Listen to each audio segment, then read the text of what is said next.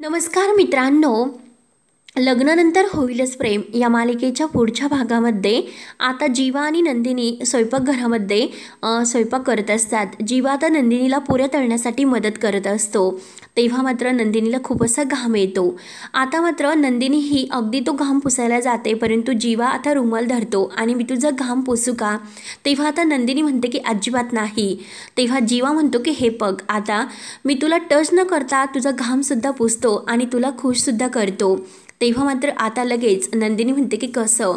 तर आता लगेच इकडे नंदिनी फ्रीजजवळ जाते, कारण जीवा काहीतरी शक्कल लढवतो। नंदिनी जेव्हा फ्रीज उघडते तर जीवा तिच्या जवळच उभा असतो। तेव्हा आता फ्रीजमधून जी काही गार हवा येते तर नंदिनीच्या चेहऱ्यावरचा घामसुद्धा पुसला जातो आणि एक अशी वेगळी स्माईल तिच्या चेहऱ्यावर येते।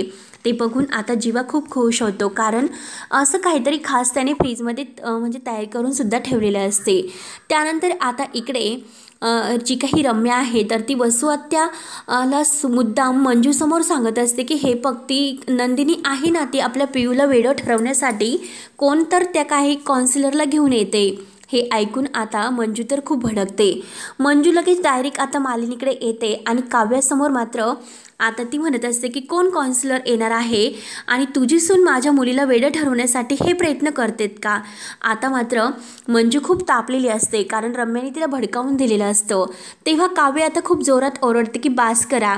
तेव्हा आता तेथे नंदिनी येते। नंदिनी आता सर्वांच्या समोर, रम्या आणि वसू आत्यासुद्धा तेथेच असतात, तर मंजूला विचारते की हे बघा मंजूताई, मला एक गोष्ट सांगा, तुम्हाला कोणी सांगितले की आता जो कोणी आपल्या पियूला अगदी येणार आहे काउन्सिलर, तर तो काउन्सिलर आता पियूला वेडं ठरवणार आहे? हे तुम्हाला कोणी सांगितले? कोणी तुमचे कान भरले त्या काउन्सिलरच्या विरोधात काहीतरी भलतं सलतं सांगून?